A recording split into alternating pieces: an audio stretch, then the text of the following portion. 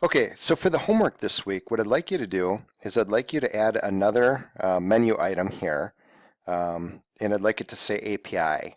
When you click on it, I'd like it to hit your API and just return some JSON. So this will not be using the template, so it's just going to call your API that'll return the JSON to the screen. So I mean, I'll have to hit the back arrow to get back to your previous page, but that's okay.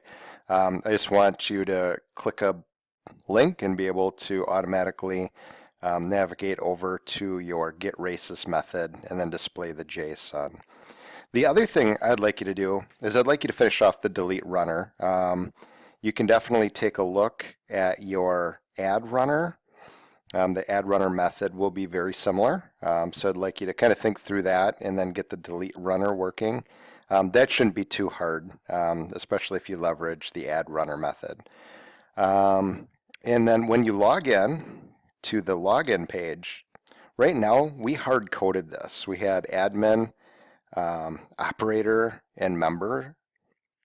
I'd like you to make this dynamic. So on your admin.php, if I go to my login, go to my admin.php, at a certain point, if I scroll down inside the HTML, there is a certain spot where I have a select, and then I've got options.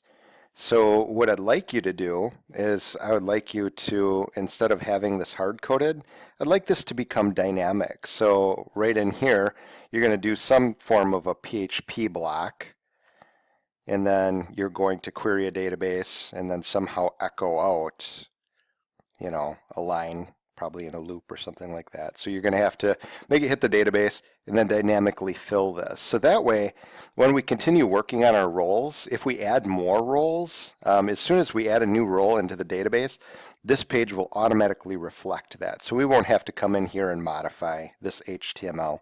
So those are the three things I'm really looking for. I'm looking for a link, which would be really easy. That says API, firing off to your API, just doing a get method, returning the JSON. I'd like you to do the drop down so that way you've got this dynamically pulling. And then the last thing is just finishing off the delete API portion. So anyways, hopefully you found this enjoyable.